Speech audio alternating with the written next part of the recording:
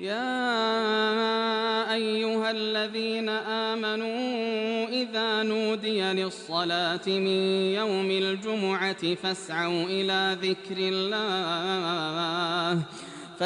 إلى ذكر الله وذروا البيع ذلكم خير لكم إن كنتم تعلمون. الحمد لله الذي فاضت نعمه وعم عطاؤه وأسبغ علينا من واسع فضله ما لا يحصى ولا يعد، وأشهد أن لا إله إلا الله وحده لا شريك له شهادة تملأ القلب يقينا واللسان تسبيحا والجوارح طاعة وامتثالا، وأشهد أن محمدًا عبده ورسوله المبعوث رحمة للعالمين صلى الله عليه وعلى آله وصحبه أجمعين ومن سار على نهجه واقتفى أثره إلى يوم الدين. أما بعد، أيها الإخوة المؤمنون، اتقوا الله حق التقوى واستمسكوا من الإيمان بالعروة الوثقى، واعلموا أن الإنفاق في سبيل الله عبادة جليلة ودليل صدق في الإيمان ومظهر ثقة برب كريم لا تعدم خزائنه ولا تنفد رحماته. قال تعالى: آمنوا بالله ورسوله وأنفقوا مما جعلكم مستخلفين فيه فالذين آمنوا منكم وأنفقوا لهم أجر كبير. وقال تعالى: من ذا الذي يقرض الله قرضا حسنا فيضاعفه له وله أجر كريم. يا سبحان الله، هو الغني الحميد، وهو الذي يرزق العباد ثم يدعوهم إلى أن يقرضوه، فما أعظم كرمه وما أجل عطاءه وما أوسع رحمته. عباد الله، الإنفاق في سبيل الله ليس نقصانا للمال، بل هو زيادة وبركة. فقال النبي صلى الله عليه وسلم: ما نقص مال من صدقة بل يزيده الله نماء ودواما. وقال تعالى: يمحق الله الربا ويربي الصدقات. قال تعالى: والذين يكنزون الذهب والفضة ولا ينفقونها في سبيل الله فبشرهم بعذاب أليم. وقال تعالى: ومنهم من عاهد الله لئن آتانا من فضله لنصدقن ولنكونن من الصالحين فلما آتاهم من فضله بخلوا به وتولوا وهم معرضون. أيها الأحبة، من أعظم وجوه الإنفاق وأشرفها الإنفاق على بيوت الله. المساجد يا عباد الله ليست أحجارا ترص ولا جدرانا تشيد، بل هي قلاع الإيمان ومهابط الرحمة ومنازل السكينة. يقول الله تبارك وتعالى: في بيوت أذن الله وأن ترفع ويذكر فيها اسمه يسبح له فيها بالغدو والآصال رجال لا تلهيهم تجارة ولا بيع عن ذكر الله. فيها تقام الصلوات وتتلى الآيات وتغرس الأخلاق وتصفى القلوب وتربى الأجيال. فيها يجد الملهوف راحته والعاصي توبته والمؤمن سعادته. قال الحبيب صلى الله عليه وسلم: من بنى لله مسجدا يبتغي به وجه الله بنى الله له مثله في الجنة. متفق عليه. الله أكبر. بيت في الدنيا يقابله قصر في الجنة، فهل بعد هذا الكرم كرم؟ وهل بعد هذا الفضل فضل؟ أيها الإخوة في الله، كم من منفق في بناء مسجد قد رحل عن الدنيا لكن أجره لا يزال جاريا، يرفع له كلما قرأت آية أو سجد لله سجدة أو تعلم طفل حروف القرآن على مقعد بناه أو مصحف اشتراه. يقول النبي صلى الله عليه وسلم: إذا مات ابن آدم انقطع عمله إلا من ثلاث: صدقة جارية أو علم ينتفع به أو ولد صالح يدعو له.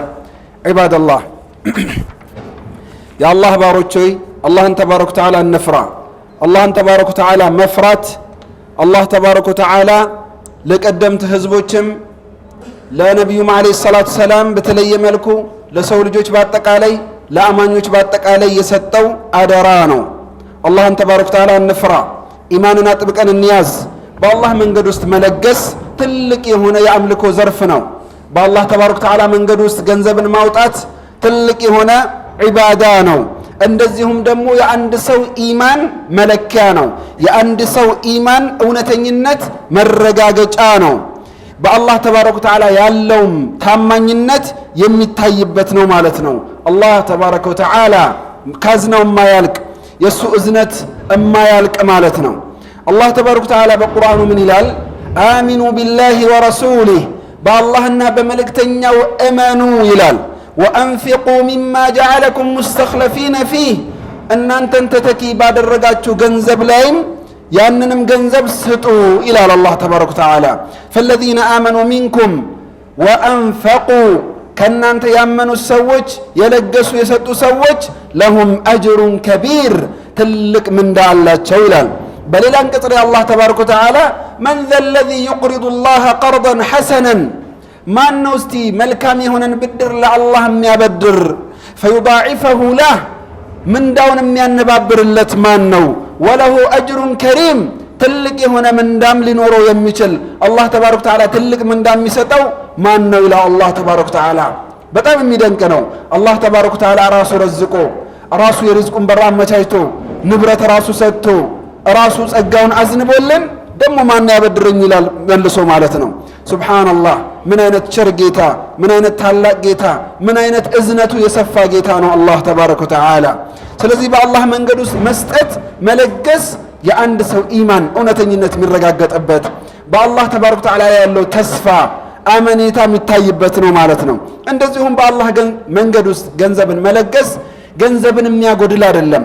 ነቢዩ ዓለይሂ ሰላቱ ወሰላም ሰደቃ ገንዘብን አታጎልም በል ትጨምራለች ይላሉ። በሌላ አንቀጽ ላይ አላህ ተባረከ ወተዓላ መናፍቃንንና ካህዲያንን ምን ይላል? ወለዚነ የክኒዙነ ዘሀበ ወልፊዳ፣ እነኛ ወርቅንና ገንዘብን የሚያጠራቅሙ የሚሰበስቡ ካዝናዎቻቸው ውስጥ የሚያረጉ ወላ ዩንፊቁነሃ ፊ ሰቢልላህ፣ በአላህ መንገድ ውስጥ ደግሞ የማይሰጡ ይሰበስባሉ፣ ነገር ግን አይሰጡ። ያካብታሉ ሀብት፣ ነገር ግን በአላህ መንገድ ውስጥ አይሰጡም።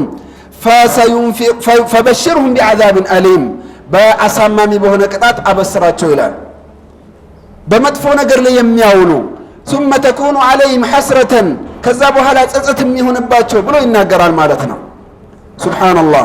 በሌላ አንቀጽ ላይ ደግሞ ከካህዲያን መናፍቃን ለአላህ ተባረከ ወተዓላ ቃል ገቡ ይላል። አላህ ተባረከ ወተዓላ ገንዘብ ከሰጠን መልካም ሰው እንሆናለን፣ እንሰድቃለን። ወሚንሁም መን ዓሀደ አላህ ለኢን አታና ሚን ፈድሊህ ለነሰደቀና ወለነኩነነ ሚነ ሳሊሒን፣ ሰደቃም እንሰጣለን። ፈለማ አታሁም ሚን ፈድሊህ፣ አላህ ተባረከ ወተዓላ ደግሞ ከችሮታው በሰጣቸው ጊዜ ልክ ጸጋውን ሲያዘንብላቸው በኺሉ ቢህ፣ ስስታም ሆኑ ይላል ማለት ነው። መሳጅድ በተለይ ደግሞ በአላህ መንገድ ውስጥ ከሚሰጡ ነገራቶች በአጠቃላይ ትልቁና ዋናው የአላህን ተባረከ ወተዓላ ቤት ለመገንባት መስጂድን ለመገንባት የሚሰጠው ሰደቃ ነው፣ ኢንፋቅ ነው። መስጂድ እንደሚታወቀው የብሎኬቶች መደርደር ወይንም የድንጋዮች መነባበር ወይንም የጣራዎች መሰቀል ያ ብቻ አይደለም። መስጂድ ማለት ቀላዑል ኢማን፣ የሰው ልጅ ኢማን የሚጠነክርበት ቦታ ነው። ወመሃቢጡ ራሕማ፣ የአላህ ተባረከ ወተዓላ እዝነት የሚንቧቧበት፣ የአላህ እዝነት የሚወርድበት፣ የአላህ ራሕመት የሚፈስበት ቦታ ነው። ወመናዚሉ ሰኪና፣ እንደዚሁም ደግሞ እርጋታ ሰኪና የሚሰፍንበት ቦታ ነው። የአላህ ቤት መስጂድ ማለት ፊሃ የጅዱ ልመልሁፉ ራሐታ፣ የተጨነቀ የተጠበበ ሀሳብ ትካዝ የያዘው ሰው ችግር ውስጥ ያለ ሰው እረፍት የሚያገኝበት ቦታ ነው። ግንባታውን ብቻ አትዩት፣ ትልቅ ቦታ ነው መስጂድ። ወልዓሲ ተውበታ፣ ወንጀለኛ ሰውም ደግሞ የአላህን ተባረከ ወተዓላ ተውባ መግፊራ የሚያገኝበት ቦታ ነው። ወልሙእሚኑ ሰዓደታ፣ ሙእሚን በጥቅሉ ደስታ የሚያገኝበት ቦታ ነው።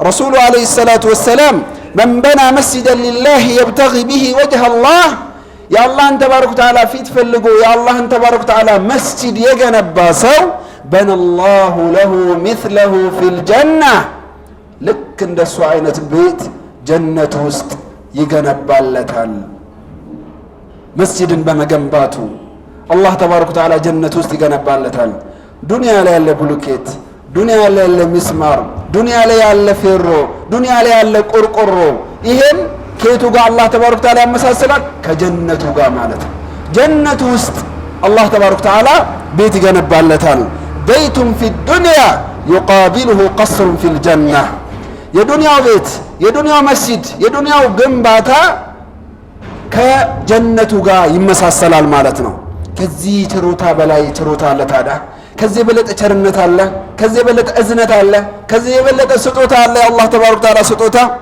أيها الإخوة በዚህ ላይ ሁላችንም ልንተባበር ይገባል كم من منفق في بناء مسجد قد رحل عن الدنيا ስንትና ስንት ሰው አለ መስጂድ ገንብቶ ከዱንያ ይሄዳ አጅሩ ደግሞ የማይቋረጥበት እስካሁን ድረስ አጅሩ እሱ ቀብር ውስጥ ሆኖ የሚፈስለት يرفع له كلما قرأت آية መስጂድ ውስጥ አንድ አንቀጽ በተቀራ ሰዓት አጅሩ ወደሱ የሚሄድለት አንድ ስጁድ በተደረገበት ሰዓት አጅሩ ወደሱ የሚፈስለት አንድ ህፃን ልጅ ቁጭ ብሎ መስጂድ ውስጥ አንዲት ከቁርአን አንዲትን ሐርፍ ባለ ቁጥር እሱ የዝገነባው መስጂድ ውስጥ ተቀምጦ በቀራ ቁጥር አጅሩ ወደሱ የሚሄድለት አው ሙስሐፍን ይሽተራ ወይንም ደግሞ ቁርአን ገዝቶ ባስቀመጠው ቁርአኑ ሲቀራለት ከዛ ቁርአን ሲቀራ አጅሩ የሚሄድለት ቀብር ውስጥ ሆኖ ነብዩ አለይሂ ሰላቱ ወሰለም እኮ ሐዲስ ላይ ምን አሉ اذا مات الانسان انقطع عنه عمله الا من ثلاثه አንድ ሰው እኮ ሲሞት ስራው ሁሉ ይቋረጣል አሉ አንድ ሰው ሲሞት ነምቶ ኮዱናን ደለጋን ይሳዳን ጭተየቹ الا من ثلاث وانسد ملي ሶስት ነገር ሲቀር አንደኛው ምንድነው صدقه جاريه صدقه ያቱታት ሚፈስ ሰደቃ ማይቋረጥ መስጂድ መገንባት መድረሳ መገንባት ቋሚ የሆነ እሱ ከሞተም በኋላ ያን ሰው ያ ውስጥ ያ መስጂድ ውስጥ ያ ነገር የሚጠቀሙበት የቧንቧ ውሃ ማስቆፈር የተለያዩ መልካም ስራዎችን መስራት ለህዝብ እነኚህ በአጠቃላይ የቂያማ ቀን የሚቀሩለት ነው ማለት ነው እስከ ቂያማ ድረስ የሚቀሩለት ነው እሱ ቀብርም ቢሆን የሚሰግደው ሰላት ነው እንጂ የተቋረጠው የሱ አጅር ግን ሰው ሰግዶበት እሱ የሰራው መስጂድ ውስጥ ሰግዶ የሱ አጅር አይቋረጥም ማለት ነው እሱ ያከፋፈለው ቁርአን መስጂድ ያስገባው ቁርአን አይቋረጥም ማለት ነው ሱብሃንአላህ وكل درهم يبذل فيها يكتب في صحائف النور እያንዳንዱ የምታወጣት ገንዘብ ለመስጂድ ግንባታ ለመድረሳ ግንባታ የምታወጣት ገንዘብ አላህ ተባረከ ወተዓላ በብርሃን መዝገብ ውስጥ የቂያማ ቀን ስታየው የምትደሰተው መዝገብ ውስጥ ያስቀምጥልሃል ማለት ነው وما احوجنا اليوم الى ان نتشبه باصحاب محمد صلى الله عليه وسلم የነብዩ አለይሂ ሰላቱ ሰላም ባልደረቦችን መከተል በእነሱ መመሳሰል اولئك الذين اذا سمعوا النداء بادروا እነኛ ሰሃቦች አንድ ጥሪ ከነብዩ አለይሂ ሰላቱ ሰላም ሲሰሙ እሺ ብሎ የሚራራጡ ويتأجج رسول عليه الصلاة والسلام الرادقان قام أجج سنيفيقا وإذا دعوا إلى العطاء لبوا سطوا بالله من قدوست لقسوا لمسجد قنباتا سطوا يميل تزاز سمتا وديو مرحبا بلو يمسطوا عند النسو هنا اللبن وإذا نودي للجهاد بالمال والنفس قالوا سمعنا وأطعنا وده جهاد ستروا ገንዘባችሁን ነፍሳችሁን ስጡ ሲባሉ መርሐባ ሰምተናል ታዘናል የሚሉ لقد جاء ابو بكر بماله كله ابو بكر رضي الله عنه ሙሉ ገንዘቡን ሰጥቷል በአላህ መንገድ ውስጥ وجاء عمر بنصف ماله عمر ደግሞ ግማሽ ንብረቱን ካለው ንብረት ግማሹን አቡ በክር ቀበኝ ይሳጉቱ ከራ ረቢ ከሰትከን عمر رضي الله عنه ولكايسا وجهز عثمان جيش العسرة فقال النبي صلى الله عليه وسلم ما ضر عثمان ما فعل بعد اليوم عثمان من دزي واسدنقج صدقة عثمان ካሁን በኋላ የሰራው ወንጀል እሱን አይጎዳውም አሉ ነብዩ አለይሂ ሰላቱ ወሰላም።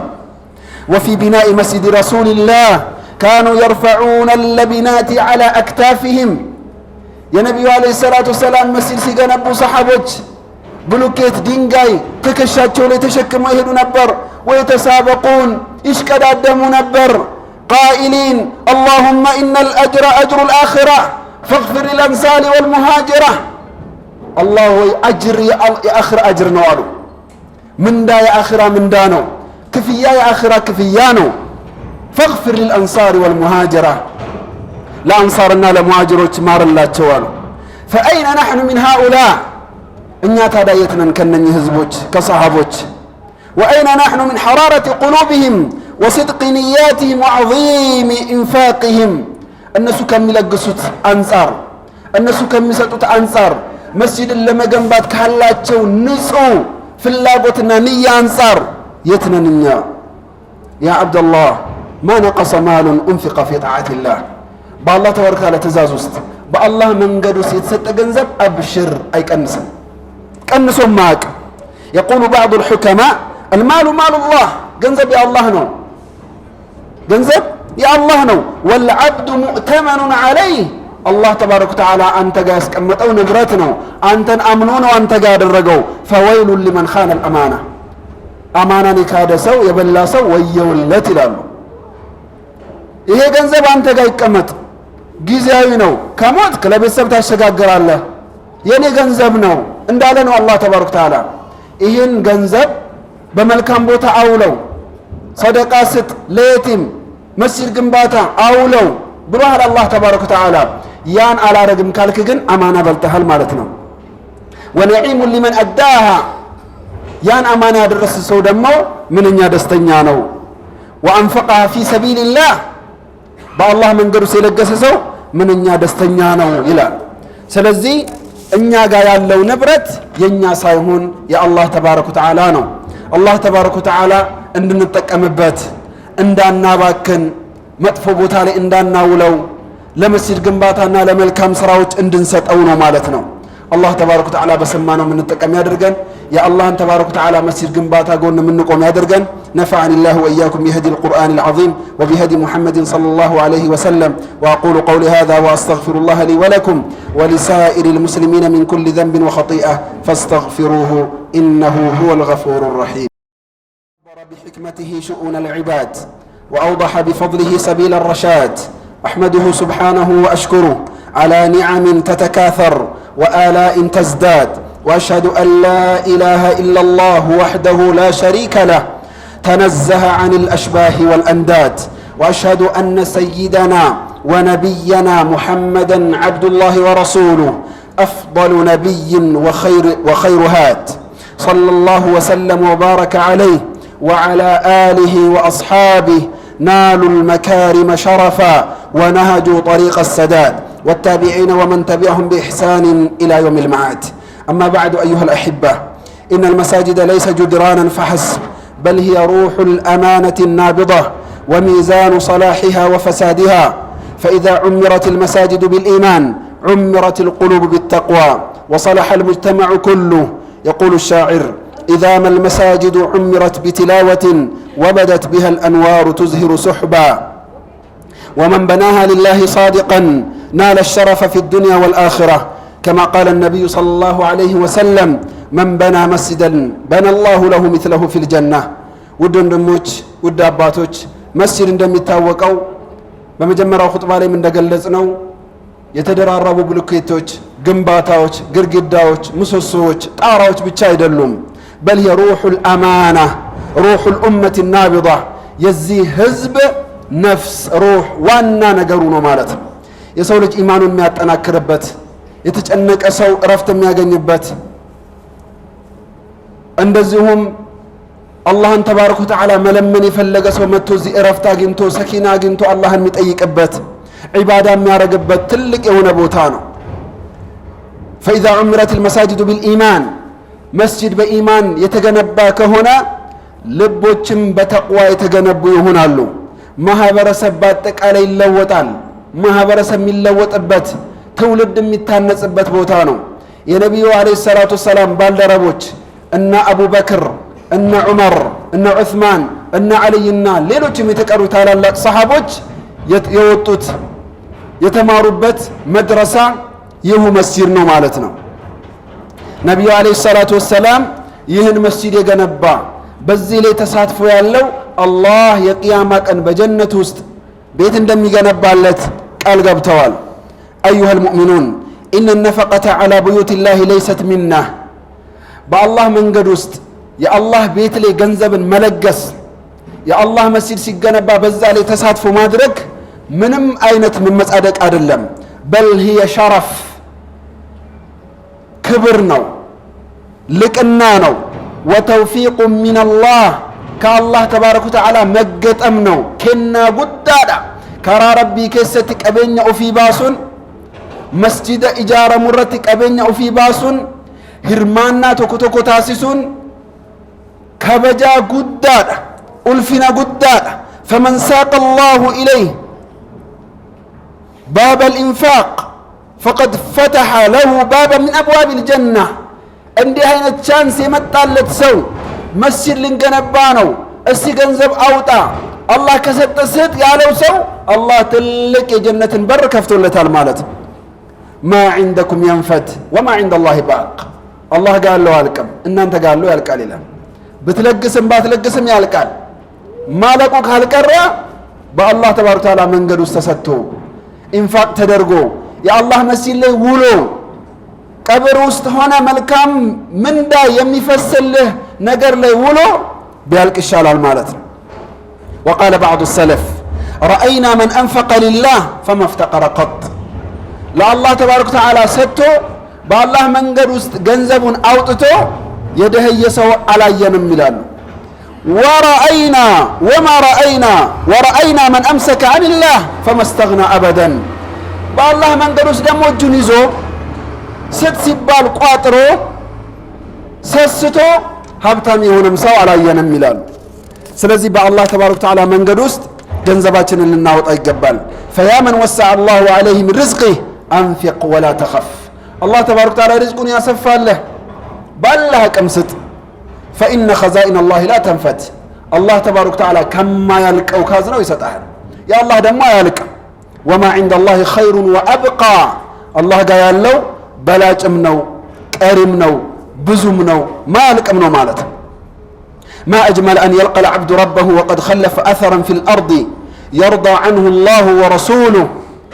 አንድ ሰው በአላህ ተባረከ ወተዓላ መንገድ ውስጥ ገንዘቡን ለግሶ አላህ የሚወደውን ነገር ጥሎ ቅርስ ትልቅ መስጂድ አስገንብቶ በዛ ላይ ተሳትፎ አርጎ አላህን የተገናኘ ሰው ምንኛ ደስ ይላል። ፈመን ኸለፈ መስጂደን አው መውዲዐ ሱጁድን አው ሰቅፈን አው ሙስሐፈን ዩትላ ፊህ ልቁርአን። አንድን መስጂድ ጥሎ ያለፈ አንድ ሰው ስጁድ የሚያደርግበትን ቦታ የገነባ ሰው አንዲትን ሙስሐፍ ቁርአን መስጂድ ያስገባ ሰው ምንኛ ተደሰተ፣ ምንኛ ደስ ይላል፣ ምንኛ ያምራል። አላህ ተባረከ ወተዓላ በቁርአኑ እኮ ኢነላህ እሽተራ ሚነል ሙእሚኒን አላህ ከምእመናን ገዛ። ምን ገዛ? አንፉሰሁም ነፍሶቻቸውን ገዛ። ረቢን ተባረከ ወተዓላ ኡመተ ሙእሚናራ ልቡ ይሳኒ ቢቴ ወአምዋለሁም ንብረቶቻቸውን ገዛ። ቢአነ ለሁሙል ጀና ልዋጩ በምንድን ነው? በጀነት። አንድ ሰው የሆነ ዕቃ ሲገዛ እሱ ገንዘብ ይሰጣል፣ ሻጩ ደግሞ ዕቃ ይሰጣል። ግብይት ማለት ነው። ከአላህ ተባረከ ወተዓላ ጋር ክስረት የሌለው ግብይት ማለት ነው። ምን ሰጠው ነፍሳችን፣ ምን ሰጠው ንብረታችን፣ አላህ የምንገበያየው ከአላህ ጋር፣ ከአላህ የምንቀበለው ደግሞ ጀነት። አላሁ አክበር ጀነት። ፈያ ሊላሂ ሚን ሰፍቃ ባኢዑሃ አልሙእሚን ወሙሽተሪሃ አርረሕማን ወተመኑሃ አልጀና። ምን አይነት ግብይት ነው? ምን አይነት ግብይት ነው? ገዢው አላህ፣ ሻጩው ሙእሚን፣ ሚሸጠው ነፍስ፣ ሚሸጠው ንብረት፣ ሚሸጠው ገንዘብ፣ ልዋጩ ደግሞ ጀነት። አላህ የጀነት ያደርገን። አላ ፈተቁላህ ረሒመኩሙላህ ወሕፈዙ አምዋለኩም ወጠይቡ مكاسبكم وأنفقوا خيرا لأنفسكم. هذا وصلوا وسلموا على الرحمة المهداة والنعمة المسداة نبيكم محمد رسول الله، فقد أمركم بذلك ربكم في محكم تنزيله، فقال وهو الصادق في قيله قولا كريما: إن الله وملائكته يصلون على النبي يا أيها الذين آمنوا صلوا عليه وسلموا تسليما.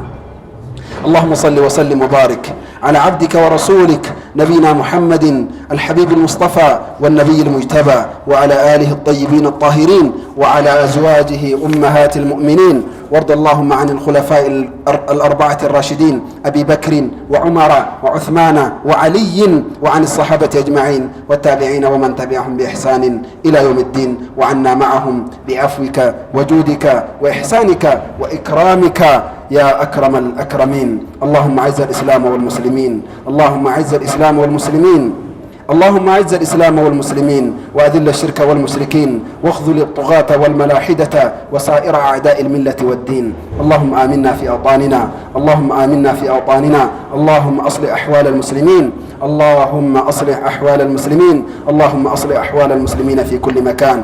اللهم احقن دماءهم، واجمع على الحق والهدى والسنة كلمتهم، وول عليهم خيارهم، واكفهم أشرارهم، وابسط الأمن والعدل والرخاء في ديارهم، وأعذهم من الشرور والفتن ما ظهر منها وما بطن. اللهم انصر إخواننا، اللهم انصر إخواننا، اللهم انصر إخواننا المستضعفين المظلومين في فلسطين، اللهم انصر إخواننا المستضعفين المظلومين في فلسطين. اللهم قد مسهم الضر، اللهم قد مسهم الضر وحل بهم الكرب واشتد عليهم الأمر، تعرضوا للظلم والطغيان والتهجير والحصار.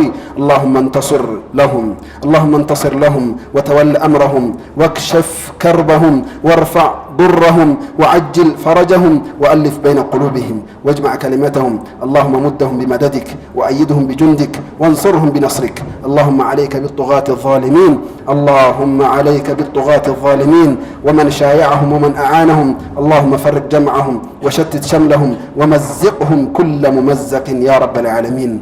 اللهم واجعل تدميرهم في تدبيرهم يا رب العالمين. اللهم عليك باليهود الغاصبين المحتلين، اللهم عليك باليهود الغاصبين المحتلين، اللهم عليك باليهود الغاصبين المحتلين، فإنهم لا يعجزونك. اللهم وأنزل بأسك، اللهم وأنزل بهم بأسك الذي لا يرد عن القوم المجرمين. اللهم إنا ندرأ بك في نحورهم ونعوذ بك من شرورهم. اللهم اجعلنا من المنفقين في سبيلك، اللهم اجعلنا من المنفقين في سبيلك والمشيدين لبيوت عبادك. اللهم اجعلنا ممن تفتح لهم أبواب الجنة الثمانية فيقال لهم ادخلوها بسلام آمنين.